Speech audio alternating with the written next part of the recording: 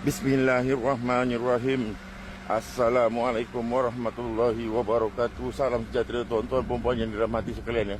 Bersama kita ada seunit kereta Proton Saga BLM 1.3 manual tahun diperbuat 2009. Kondisi cantik ya.